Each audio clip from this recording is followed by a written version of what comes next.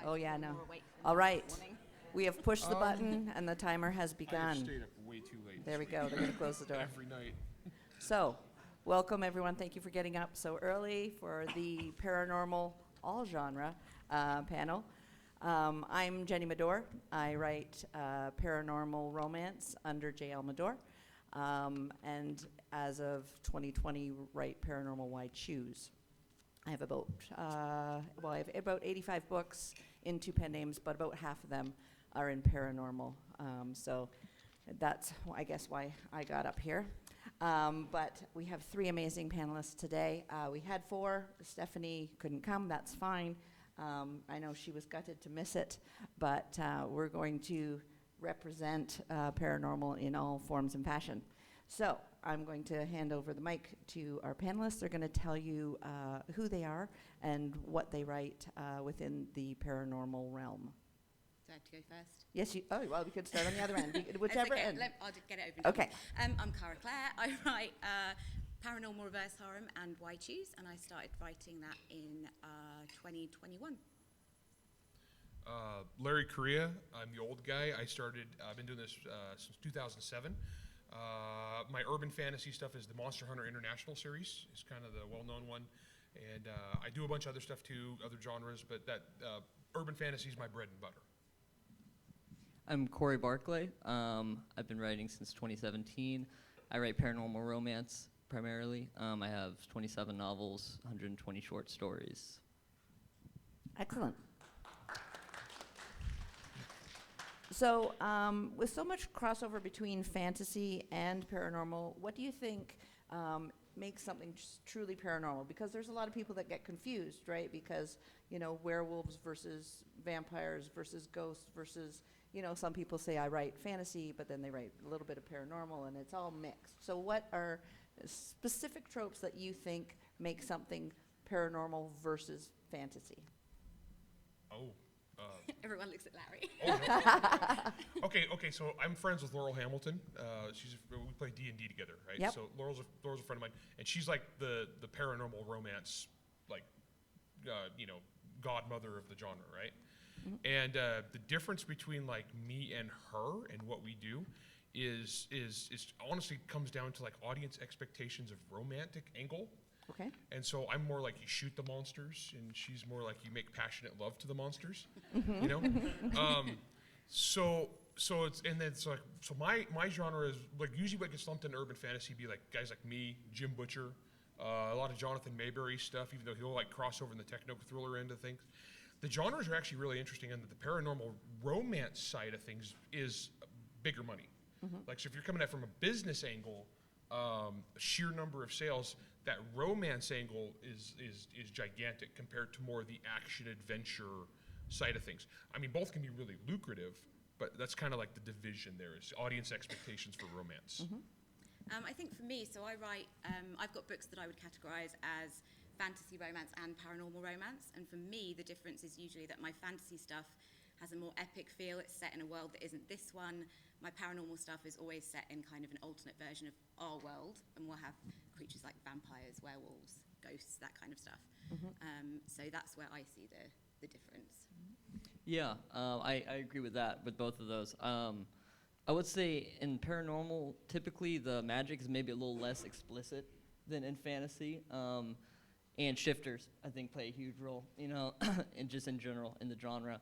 And I would say vampires as well, but they've kind of transcended genre in a sense. I think vampires have kind of like, you think of Empire of the Vampire by J. Kristoff, which is kind of an epic fantasy vampires, or the new one, The Serpent and the Wings of Night by Carissa Broadbent, and that's fantasy romance. So the supernatural creatures is a huge aspect, and then the magic. But I think the magic plays differently than in fantasy. Yeah, because a lot of people get confused because there is so much crossover. Mm-hmm. So well, I think they kind of ebb and flow and blur the lines, Yeah. and a lot of the genre stuff is really arbitrary, mostly so we could like what bucket are we going on Amazon? Mm-hmm. Yeah. Which is nice if you want that number one tag. You want to be like in the most narrowest one possible, like left-handed vampire cookbook, right? I'm number one. I sold 3 copies. Boom. Yeah. but yeah, there's the lines get really blurry there, and there's a lot of audience crossover, and there's also you got one of the I don't know if you guys have seen this too, but audience dissatisfaction, in that they go in. And I've had people like they pick up one of my urban fantasies, which is more X-Files meets the Expendables, and they go in expecting that kind of like romantic angle, and they don't get it, and they're dissatisfied. Whereas I get other people who pick up the romantic vampire, or they'll read the first 3 or 4 Anita Blake books and think, okay, this is monster shooting. Then they get to the erotica stuff, and they're like, oh, whoa, wait a minute, So kind of genre's pretty arbitrary. Okay, so but that leads us into the next question, which is reader expectations, right? So if the readers have the certain expectations, what do you think that you must deliver to them in a paranormal? If you're offering them a paranormal, what should you be delivering to them? I mean, my readers are mainly interested in a lot of sex in my books, so that's kind of what they're there for. But the paranormal stuff, they want the magic, they definitely want vampires, they love shifters, they want that kind of, I don't know, just more fun, I think, than straight romance. With the fantasy stuff, I think they want that more epic feel and a different world. And the paranormal stuff, definitely, they want some familiarity, but then that extra bit of fun as well. But do you think that paranormal can also be kind of characterized as a bit more dark and dangerous? Yeah, I think so. They like the kind of blood and guts as well, and the action. Yeah, I think world building has a huge part in it. I think most paranormal is modern, contemporary, not always, but typically, whereas fantasy can be urban fantasy like you're talking about, or medieval fantasy. And in either realm, I think the world building is pretty key. And for paranormal, it'd be world building that's just relatable or believable, but then a little bit off, right? Or it's magic underneath the surface, stuff like that. I agree. I think these guys are pretty much spot on that. It's such a broad category. I mean, because we got contemporary stuff, we got historical stuff, we got complete fantasy stuff. We've got fantasy stuff that's like loosely based on real world fantasy stuff that's like not. And I write epic fantasy too, which is totally different. Honestly, the audience expectations of this stuff is so broad. If they see a vampire or a werewolf on the cover, then I think it's paranormal to the audience. And I think it's that feeling that it could be our world, but then it's not. It's recognizable, but then there's those other elements there. Yeah, something took a left turn. Like one of the things I like to do is I take out a lot of history, and I'll take the real reason something happened, and it's usually funny or silly or dark or menacing or whatever it is, because there is that element in urban fantasy and paranormal stuff, the conspiracy theory side of things, where the audience kind of loves that secret mystery angle. It's like, ooh, this is what really happened. And you see that pop up a lot in our genre, and I think it's because it's one of those universal things that fans like that, because it's like, I read this book, I have like, even though they know it's imaginary, mostly. Hopefully. You do this enough, you get some crazy fans. Yep. But you get that like, ooh, I got the cool secret angle, It's like JFK was assassinated because he was going to, make peace with the vampires, whatever it may be. Yep. But people love that stuff. All right. So I was thinking too, when we were talking about reader expectations, is both of my series, my paranormal stuff as well as my urban fantasy stuff, took off during COVID, and largely when you look at the words that are reflected in the reviews, they were always found family and fun and irreverent and things like that. And my stuff generally is inappropriately insouciant and a lot of sexual inappropriateness, and they have loved that. So what tropes do you think now that people are gravitating to as our society changes versus like what we used to have? I agree with you. They're looking for a lot more fun. Yeah, I think the escapism is important, and it sounds like a strange thing to say about when you say it in the context of reverse harem, but the found family thing, the whole point of, if anyone doesn't know what reverse harem is, it's usually one girl and multiple guys, but the point is it is that found family thing. It's usually a character who doesn't really have much support. They've got complicated or sad backstory, and then they find their people. So there's that element of it, and then the escapism, the fun, the magic, the stuff that takes people out of where they actually are. Yeah, I would say also enemies to lovers, as far as PNR goes, is I think the probably number one popular, I would say, subgenre. Just because it's the angst and the conflict. There's just so much you can do with it, and readers love it and they eat it up. And there's voracious readers. Same with the reverse harem. It's the found family aspect, and that adds. That gives you so much opportunity to play with the different dynamics of the relationships and everything like that. And Academy's a pretty huge trope in the PNR world. It's kind of how I made my start, and I think that all kind of stems from very early on would be like Harry Potter, and then grown-ups, Harry Potter for grown-ups, right? Yeah. And so, I'm the least sexy one up here, so I'm not. I don't have harems, reverse or otherwise. So I don't know on that. That's not what I'm good at.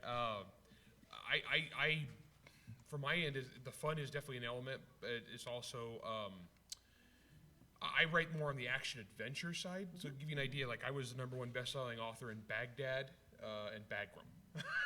During the so that's my audience, and so I tend to have I tend to write the manly action adventure stuff. I mean, don't get me wrong, I have a lot of female fans. I'm just saying manly is in the stereotype there. From my end of the business, the tropes people are looking for is they're kind of like that good versus evil theme. It's like triumph, overcoming adversity, like getting your ass kicked and coming back at the last minute. The underdogs win. Big scary supernatural threats. Big, if it was movies, it'd be the special effects, the ominous dark clouds coming in. It's that kind of stuff. And I sold a lot of gun nuts. So the stuff people expect, I think it's going to be we've now become, with the rise of independent publishing, we now have where we can be more and more successful at narrower and narrower groups. Because it used to be in the olden days, they would be like a handful of paranormal things published, and it was broad. So there wasn't stuff like reverse harem or shifter fiction or whatever. But now you can be really successful. You just find that core group and get in there with them, as opposed to like bland and broad, So on that, what do you think is the most lucrative subgenre niche currently? So if people are thinking of writing paranormal. For sheer numbers? Just what do you think is really catching? What's really hot as far as people considering, like, where should I angle my paranormal? Where can I make money? Reverse harem. Reverse harem is obviously one, yes. I would say for any of them you can make a living, and any of them you can make money. And it's always dangerous to chase trends. Absolutely. I Unless owe- you're fast. Yeah, I owe my career to the anti-Twilight backlash. Mm-hmm. That's basically how old I am, right? So that's when I started writing. Was people had gotten sick of sparkly vampires, and then I came up with I rolled in with like vicious vampires who rip your face off and you got to murder them, and so that was like my timing was perfect, but you couldn't have predicted that. Right. Sheer numbers though, romance like. Yeah, and I think within romance, the reverse harem, like I wrote women's fiction before this. I then wanted to write paranormal romance, but the reverse harem, it's a lasting thing. And people kept kind of thinking it was going to go away, but it's been around for a while now. Yeah, it's and not originally going away. I thought I missed the boat because I was Yeah, writing paranormal romance, just traditional male-female, and some menage. And everyone said, you should try a harem, you should try a harem, you should try a harem. And I was like, oh, I think I've missed it. And they were like, I don't think so. And yeah, it just took. And they're now calling it why choose a lot. So if Why anyone choose, hears yeah. that term around, Yeah. it's kind of shifting towards a different. I don't even know what half of those things are. It's why choose, Larry, why choose. Oh, You, okay. you So don't if have you to have- choose. Okay. Why have one when you could have six? Why choose? Oh, You don't okay, choose, okay. yeah. So I'm just like, so when you go to the bookstore, I'm under plain vanilla. We shouldn't be sitting next to each other. Is that a bad thing too? I don't even know. No, bad at all, and you know no. what? And if just nothing to do with paranormal, but Sweet and Christian is like it's right up Yeah. there too. Yeah. So it's definitely reader expectation. What do they want? What are they looking for? And there's room in the store for everybody. But actually, Yeah. Amazon just added, I think they're calling it polyamorous as Polyamory, a yeah. subcategory, which is quite a big deal because that hasn't been a thing for a long time, and it suddenly popped up. Yeah, on that was the about subcategories. 3 weeks Yeah. ago. Yeah. That was a very new category. They just a search category they just Yeah. added was polyamory. So I'm kind of waiting for the dust to settle on that one, just because polyamory is not Yeah, it's exactly not, yeah, reverse and harem readers and white don't shoes. like it if you get those two Yeah, things exactly. So I'm mixed waiting up. to see if there's Yeah. some kind of, ulterior motive there. But as far as the question, I think that any time you slap romance onto a genre, it's going to be the most lucrative, right? Because by and large, romance, Sheer numbers. sheer massive numbers wise, readers. cozy romance, anything like that. It's the one that makes everything else float. It's Right. by far the largest genre, and so therefore it's gonna, paranormal romance. Marketing-wise, TikTok, like Sure, romance, exactly. paranormal romance is huge. Yeah. yeah, but that's just the rank versus bank argument, right? So people, you can still make great livings if you Oh, yeah. have Yeah. no interest in romance. Like there is an unbelievable amount of people out there reading, and there are enough fans out there that anyone taking any genre or niche can, once they find their group and they find their fans, if they feed them what they're looking for, they can make a great living. So Yeah. by no means are we saying, you have to add in the romance, but even in things like thrillers and whatnot, the romance is kind of a little There's bit usually a seeping in. subplot, It's yeah. starting to seep in. It's yeah, I was gonna say, so business-wise, you gotta look at this two ways, artistically, creatively, and business-wise. Like, I wasn't joking about, like, I'm bad at that, so if I tried to write that kind of stuff, I would fail miserably, but I make a really good living, and I have for a lot of years as a writer to my niche, The worst thing for me with talking about Amazon is when they lumped urban fantasy and paranormal together, because all of a sudden I'd have a debut and I used to be #1 every time, and now now I'm like number 17, just because that's the mass, the difference between those two things.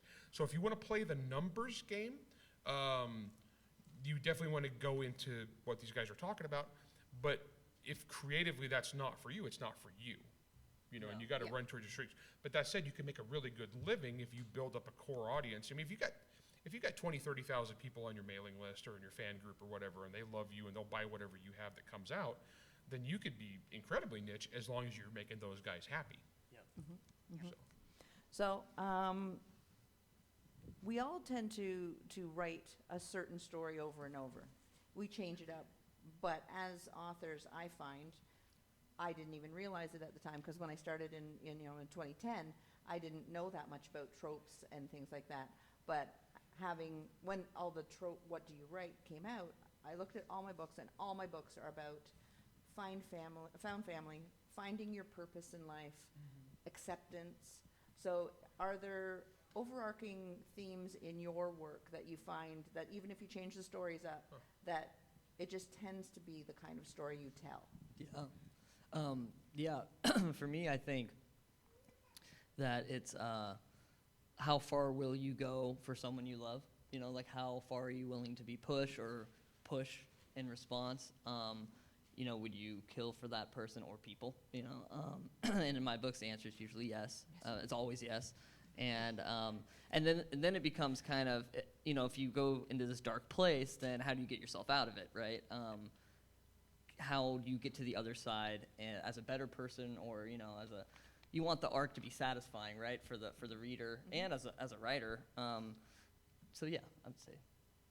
So I think I tend to write female characters who are really strong and they don't know they're strong yet.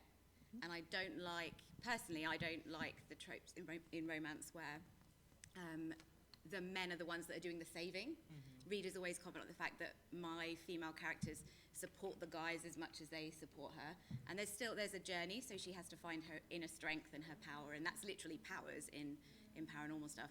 But that's like pretty much every female character. I think that's what I write. I'm multi-genre, so this is the urban fantasy stuff's just one of the things I do. But across all of them, I'm big on themes of like personal responsibility, rugged individualism, I guess, and personal liberty. I'm that guy. And then, but brand-wise, my fans follow me from genre to genre because they know it's going to be technically competent and thrilling action-adventure stuff. Okay, so going more towards the craft side, what kind of structure, if any, What kind of a process do you use? Do you use like an act structure? Do you sit down and let it free fall? Do you popcorn and try to piece it together? How do you find that what's your I'm process? laughing because I'm so chaotic. I have a very rough outline. I kind of jot down everything that I know about a story. I usually see the beginning and the end. And I'll put stuff down that's going to happen in the middle, and it always changes. I usually get to about 50% in, and then everything's completely different. And then I reread from the beginning, and the ending always stays the same, but the middle changes up. I feel you. That's And I hard. write I wish I didn't. I've tried to be able to write every day, a little bit every day. It's just not me. I need to sit down, be completely in the zone, and kind of binge write for a short period of time. Yeah. For me, I started with heavy outlining when I first started, right? Because I was kind of inexperienced and I just wanted to make sure I got it all right. And I've kind of, I feel, done an opposite switch where the more I write, the less I outline now. Yeah. And just because it's more intuitive, and I think I've been doing it longer, and I have more experience. And I try to follow some, like a 3-act structure typically, but also, I read in the genre a lot, and so like Romancing the Beat is a good story structure thing for paranormal romance. Save the Cat is always going to be good, so there's certain formulas that I want to hit the beats for my genre, but at the same time you want to put your own little twist on those, so can't always keep it exactly. Nope. I can go off on nuts and bolts for. So I have a writing podcast called Writer Dojo, hosted by me and Steve Diamond, and we've got 100 episodes now talking about craft stuff. Brief version. I'm an outliner. I'm a basic outliner. I'll have maybe a 6 to 8 page, 10-page outline for a 150 to 200,000 word novel. I'm about 6 months a pop a book for 15 years, because I'm trade now, so a little bit slower than when I used to do the churn and burn. So that's different. Outline. I'm a grind worker. I'm not I try to sit in my chair normal business hours, from morning until dinner time writing, and I shoot for 2,500 words a day. Do I hit that always? No. And it tends to, if I was to graph it, it gets faster as I get towards the end, as I figure it out. Absolutely. Yeah. Once you see the destination, then you're running. Especially if you set yourself up with these tight deadlines, like the churn and burn like you're talking about. It's like, Yeah. okay, I'll go a month for writing, 2,000 words a day, and then, all of a sudden I have to write 20,000 words in 3 days. Because that is a thing you guys need to keep in mind, is based upon what your business model is and how you're getting your product out there, is how you're going to structure your productive time. Yeah. Because like if you're doing the thing where you're cranking a book out a month or 6 weeks or whatever, depending on once again on book size, you really got to structure your life around that, or you're going to burn out. Yep. It's really easy to go too hard for too long and just croak. So set yourself up for long-term success. Absolutely. What kind of sales promotions and promos do you do on the regular? Are they paid? I know Cara's very prolific on TikTok. Do you do first books, all books? How do you get yourself out there for the eyeballs of the viewers? Definitely first book. I do a lot of Facebook advertising. I do TikTok as well.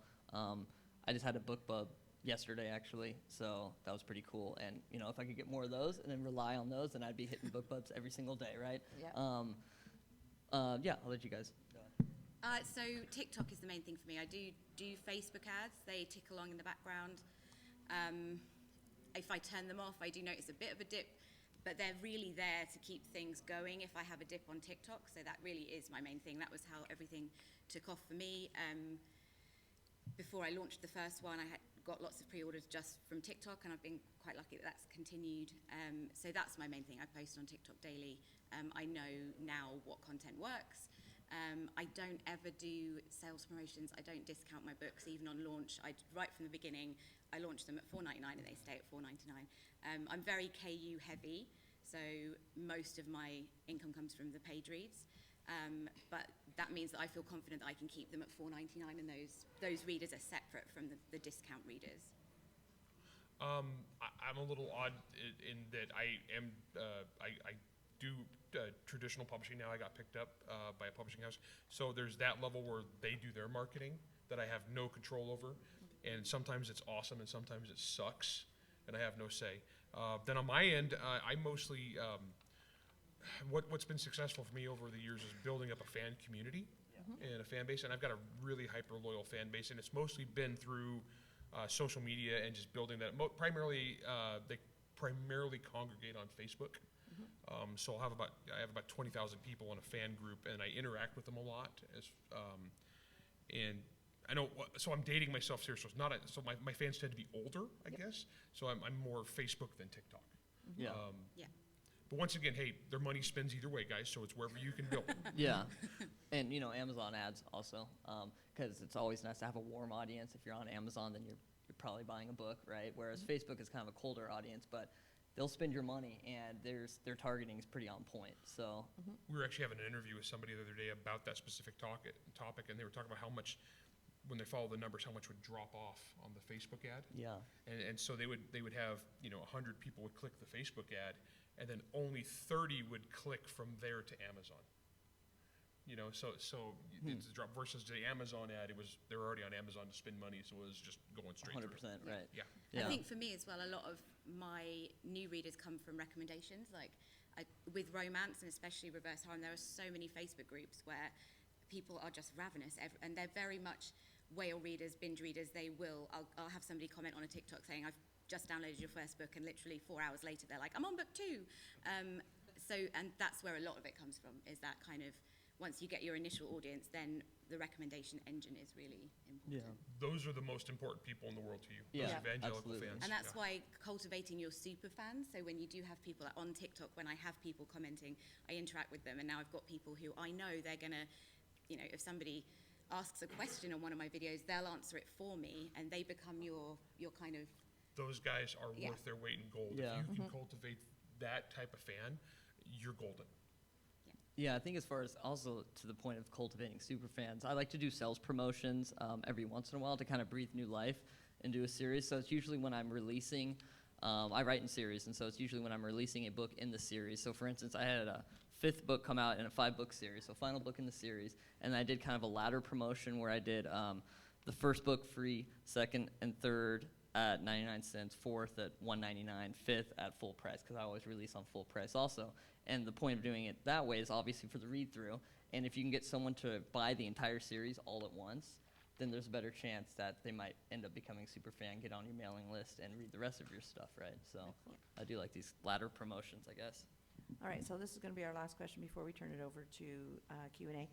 What are you doing for the course of the next year to increase your sales, increase your visibility, and all the rest? What are your plans in 2024 to take you to the next level? Or if you want to move up, if you want to stay stable, what are your plans?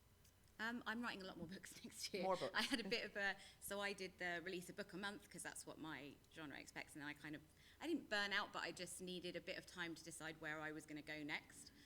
So next year I'm hoping to do at least a book a month next year, because it is that. Because now I've got that initial audience and the recommendation thing going, really for me it's just getting more books out there. Like with Facebook ads and stuff, I've reached a point where spending more isn't necessarily going to do it. I just need more books. Getting that backlist, for me, I did a pivot this year a little bit from paranormal romance to fantasy romance, chasing the trend a little bit. But I also have always loved fantasy, and I've wanted to do that. And so I think in 2024 I might pivot back, and it's not necessarily something I would suggest, kind of like if you're doing well in something and it's not broke, then don't rock the boat. That's kind of what I usually think, but in this sense I just wanted to write a different series, and so I think the fantasy romance has done well, but I think the paranormal romance is kind of my bread and butter, and so I'll probably return to that. I wrote 3 books this year, which isn't that many in terms of what I usually write, so I'll try to write some more to build up the backlist, I just got a new marketing guy, so I'm really excited to see what he does. So you should be here to answer that question. Yeah, actually, it's like, hey, Jack, what are you going to do, man? I don't know. What am I paying you for? No, this is going to sound, so I actually last year tried something different, and so I'm going to answer this a little roundabout way. Yep. But last year I tried something a little bit different, and I wrote a nonfiction book through a major publishing house, and it had a giant push. So I was all over, I was on the news, I was on TV, I did like 40 radio shows, and it didn't do a damn thing. Because I thought, I was like, all right, I'm going to try my hand at nonfiction on a controversial political topic. I'm going to get my book out in front of a whole different audience, and let's see if that causes anybody to come over from the nonfiction world. You know, I'm like on all these like national news programs and stuff, doing the talking head thing. Let's see if anybody comes over and buys my fiction books from this. It did nothing. So sometimes, guys, you gotta spend some time and energy and try something new and see if it works out for you. I mean, some people maybe that does, but for me that did like nothing. So this next year, I don't know. I've got a few different ideas of things I'm going to do, but I'm not really sure exactly what I'm going to do. So I've been at the same level for a while, and it's a nice, comfy level. Yep. So I'm kind of actually at the point, unless one of the movie options that I have sold gets actually made, I'm pretty much stuck. Yeah, and I did the same as you actually. This year I pivoted slightly and I did some fantasy romance, and really, like you said, if it ain't broke, don't fix it. Like my readers came to me from that first series that they loved, and that's what they love. So I kind of just need to replicate that, but still do something a little bit different so that it's interesting for me. So it's not just the same thing. And that's just it, right? You can't just be a machine for the masses. You have to feed the muse, you have to keep your creativity up, you have to entertain yourself as well. Absolutely. Yeah. Once you start making an income, I think, or even before, whenever, but especially when you start making income, you have to do things that keep you interested, right? And that keep you wanting to do this, right? So. Well, and you got to keep the quality up too. So even though you got the fans, the super fans, but if your quality starts to dip, they're going to tell. Yeah. If you lose your enthusiasm, if you lose your creative spark, and it's turned into a drudge for you, the fans are going to drop off. And Yeah. we've all seen that happen to writers that we loved. Yeah. Absolutely. You can't just mail it in. You know? Yeah, and you say, oh, they should have ended the series there. Yeah, 100%. exactly. All right. Well, thank you very much. We're going to open to Q&A. We have a microphone here in the center. Anybody that would like to ask anything of the panelists are welcome to come up. So this is really short. It made me. There we go. That'll work better. This just looks awkward now.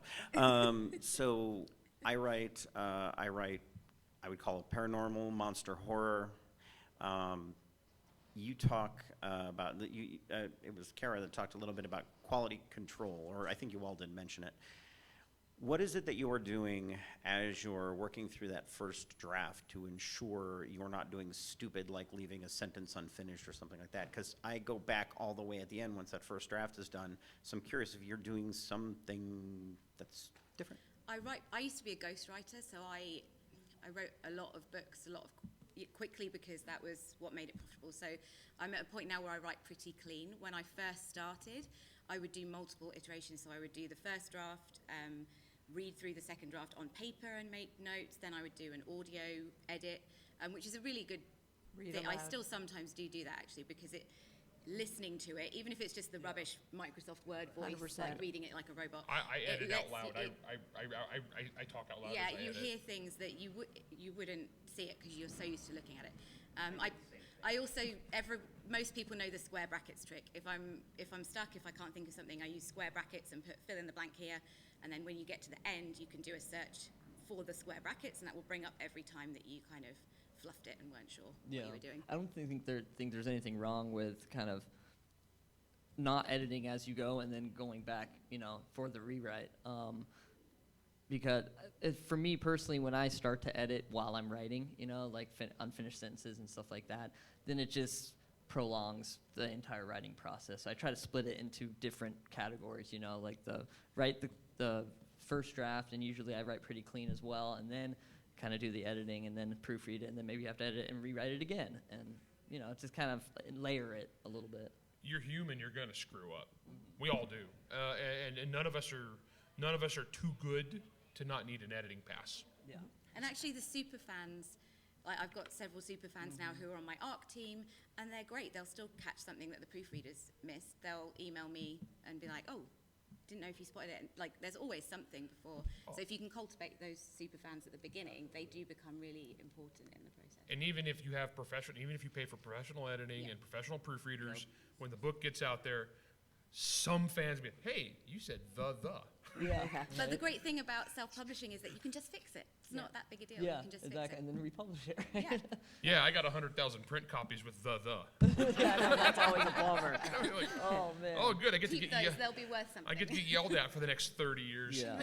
But yeah, Cara, you're right. Like the super fans are always going to find. I always have a beta reader that finds something. You know, and it's Well, usually you this said that one so-and-so dude who always finds all my mistakes. I'm like, their you know, eyes were God blue bless 3 you. books ago, and now they're green. Yeah, exactly. Oh yeah, you're gonna screw up. Yeah. Go ahead. Hi, so similar area. I'm curious for if you're doing like the book a month, or even if you have like a 6-month, or you probably have a few year span for books. How many books do you have written, and in what different stages, so that you're using your time as best you can, but still moving that needle ahead?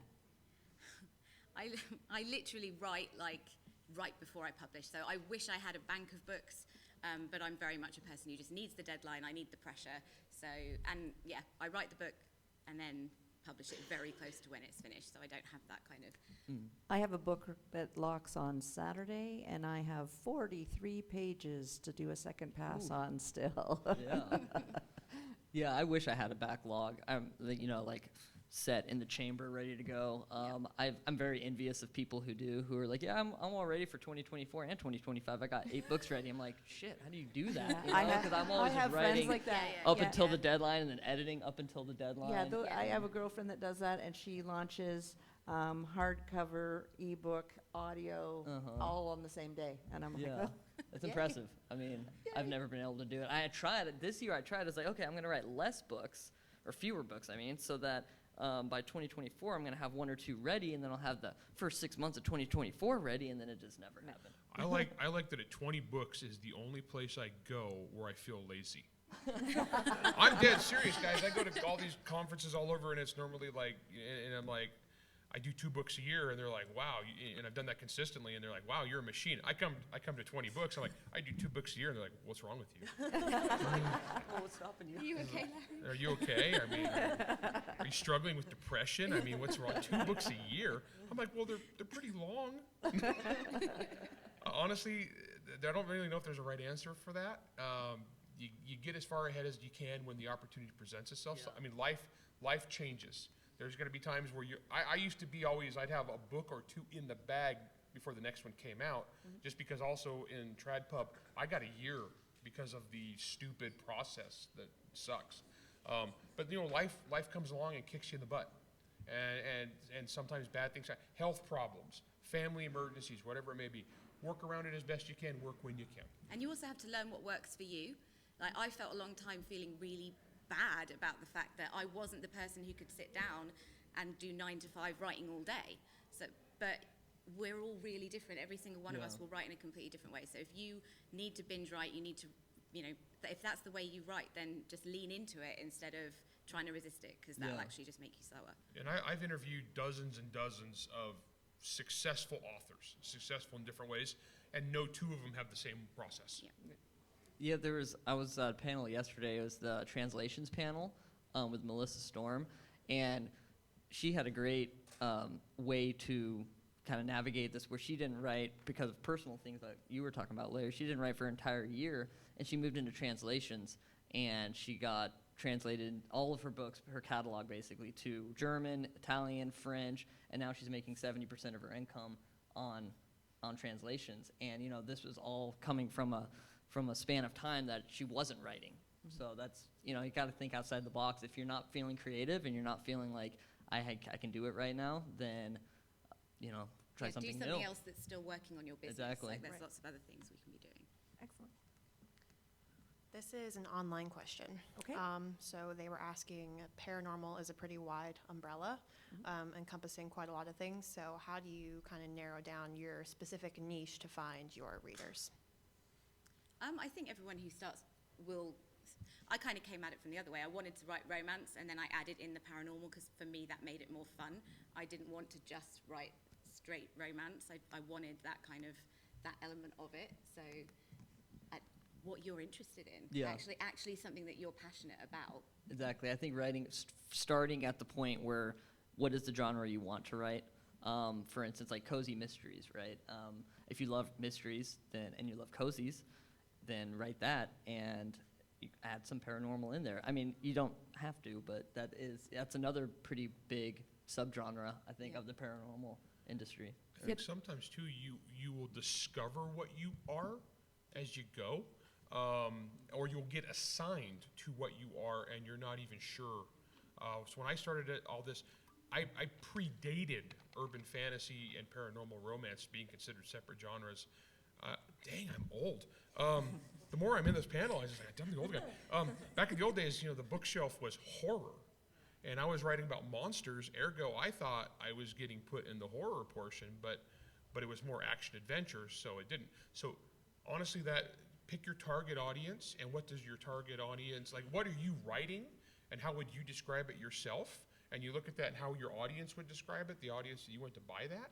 And I would say there's two separate things here. There's creatively, and then marketing. And those two go in hand, but they aren't the same thing. Yeah. And you need to find books that are similar to yours. So find your comp authors, like read widely within the books that you think you like. Find out how they're categorizing themselves, and then that is going to help you with both parts: the writing, because you know what readers are going to expect, and the marketing, because you know where you're going to put your book. It wasn't until Jim Butcher blew up that I knew I was urban fantasy, because I got assigned there by the wholesalers. They're like, "Oh, Jim Butcher's hot right now." Yeah, so you're like Jim Butcher. I didn't know. So He said, "Thank you very much." yes, no, I owe Jim big time. Seriously, I love that guy. But yeah, you just got to kind of run with it. All right. One more. I think we have one, maybe two more. Go ahead. I'm going to ask my question quickly and then turn off the Mandalorian over there. Sorry about that. In terms, we talked about, or you talked about, in terms of romance and its future and reverse harem and things, wonderful things like that. What do you see as the future of specifically paranormal? Now, of course, that with the caveat that tastes can change for any reason, the world could change for any reason, as we all found out in 2020. But right now, what do you think is the future of paranormal writing and sales? Vampires. Vampires Never die, literally. Yeah. Trends. Let's go ahead and say trends. Yeah, I think so. I think vampires as well. The Twisted Sisters just changed one of their they series re-released over. it. They re-released it as vampires. There's talk that maybe Twilight might be redone for a new movie. Yeah. There's talk of, I think vampires are going I to make a actually hope so. I'll resurgence. write that back And last vampires generally go in a cycle. I think we're headed towards an upswing. I think these things are cyclical also, you know. There are some things that will never die, like vampires, right? And, in the next, see what I did there? I think in the next, 5 years, we're going to have another big thing that's going to come out, like, Twilight or Zodiac Academy with the Twisted Sisters, like you were mentioning. Yep. And it's going to catapult the entire genre in that direction. But, kind of staying to the tried and true tropes of the genre is never a bad idea, and just kind of ride that wave. The thing is, it's so unpredictable. So for all these years, people have been asking me, like, what do you think the next big thing is going to be? It's like, if I knew what the next big thing If would we knew, be, we'd be doing it. Yeah, right I'd we'd go be doing do it right now. Unicorns are supposed to be big soon, I think. Yeah, who knows? I mean, so when people ask me that, what I say is sexy mummies. And one time I did say that in a thing, and then there was an author named Mike Haspel was in the audience who writes sexy mummies. And I go, sexy mummies. And Mike's back there goes, yes! I knew it. All right, so we have 1 minute left. Does anybody have any more questions, or are we all good? And what does Egyptian unwrapping mummies, the right? Yeah, mean? it was an Egyptian mummy who was living in Miami in the year, this was like 2018, and he was a cop. He was a homicide detective in Miami. It's actually pretty good book. So When you said that, I was thinking the mummy, like Brendan Fraser. yeah, no. But he, no, yeah. It was like Ramen Hotep or whatever. He was now a homicide detective in Miami. No, it's a good book. So, and he gets all the chicks, as you would expect for a former pharaoh. So I want to thank the panelists for coming. I think we covered a lot of things, and we had a good time. Thank you for coming.